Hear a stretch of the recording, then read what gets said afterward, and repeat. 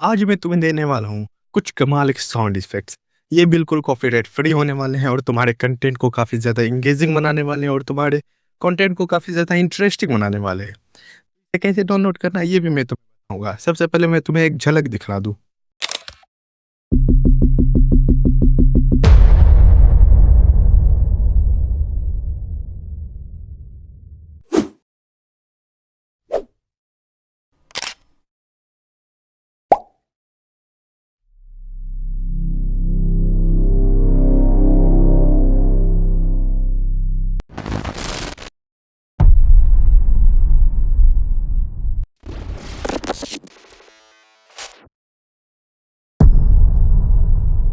मैंने इन sound effects का link अपने डिस्क्रिप्शन में दे दिया, तुम वहां जाकर इसे चेकआउट कर सकते हो और बिना किसी डर के, बिना किसी कॉपीराइट के तुम इसे अपने कंटेंट में एडिटिंग के लिए यूज कर सकते हो और अपने कंटेंट को और भी ज्यादा इंटरेस्टिंग बना सकते हो। तो ऐसे ही कमाल के टिप्स के लिए मेरे चैनल को सब्सक्राइब कर लो और इस वीडियो को जाकर चेकआउट कर लेना, क्योंकि इस वीडियो में मैंने तुम्हें काफी सारे साउंड इफेक्ट्स फ्री में दिए हैं। इस वीडियो का लिंक तुम्हें डिस्क्रिप्शन में मिल जाएगा।